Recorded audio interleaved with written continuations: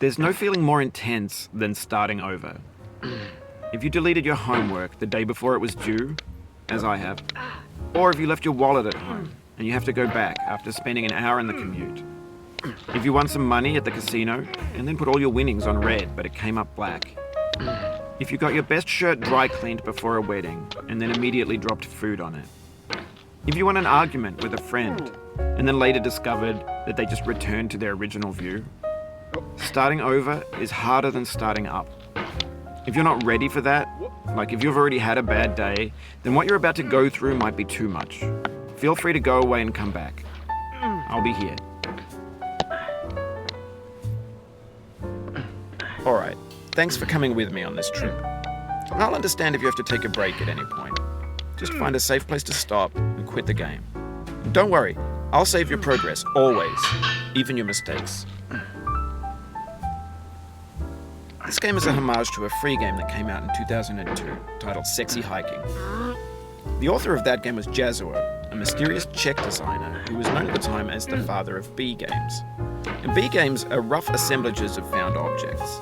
Designers slap them together very quickly and freely, and they're often too rough and unfriendly to gain much of a following. They're built more for the joy of building them than as polished products. In a certain way, Sexy Hiking is the perfect embodiment of a B game. It's built almost entirely out of found and recycled parts, and it's one of the most unusual and unfriendly games of its time. In it, your task is simply to drag yourself up a mountain with a hammer. And that act of climbing, in the digital world or in real life, has certain essential properties that give the game its flavor. No amount of forward progress is guaranteed. Some cliffs are too sheer or too slippery. And the player is constantly, unremittingly in danger of falling and losing everything.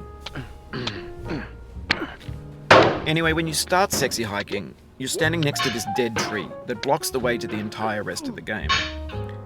It might take you an hour to get over that tree, and a lot of people never got past it. You prod and you poke at it, exploring the limits of your reach and your strength, trying to find a way up and over.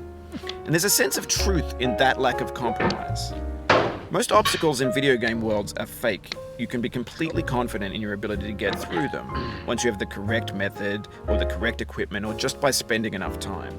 In that sense, every pixelated obstacle in Sexy Hiking is real. The obstacles in Sexy Hiking are unyielding, and that makes the game uniquely frustrating.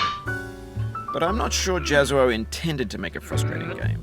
The frustration is just essential to the act of climbing, and it's authentic to the process of building a game about climbing.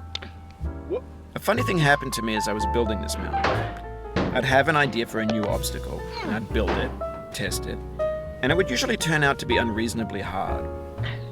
But I couldn't bring myself to make it easier. It already felt like my inability to get past the new obstacle was my fault as a player rather than as a builder. Imaginary mountains build themselves from our efforts to climb them, and it's our repeated attempts to reach the summit that turns those mountains into something real. When you're building a video game world, you're building with ideas, and that can be like working with quickset cement. You mold your ideas into a certain shape that can be played with, and in the process of playing with them, they begin to harden and set until they're immutable, like rock. And at that point, you can't change the world. Not without breaking it into pieces and starting fresh with new ideas. For years now, people have been predicting that games would soon be made out of prefabricated objects, bought in a store and assembled into a world. And for the most part, that hasn't happened, because the objects in the stores are trash. I don't mean they look bad or that they're badly made, although a lot of them are. I mean they're trash in the way that food becomes trash as soon as you put it in the sink. Things are made to be consumed and used in a certain context, and once the moment is gone, they transform into garbage. In the context of technology, those moments pass by in seconds. Over time, we've poured more and more refuse into this vast digital landfill that we call the internet.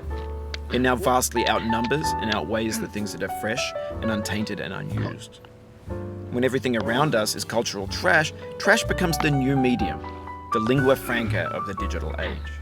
And you can build culture out of trash. But only trash culture.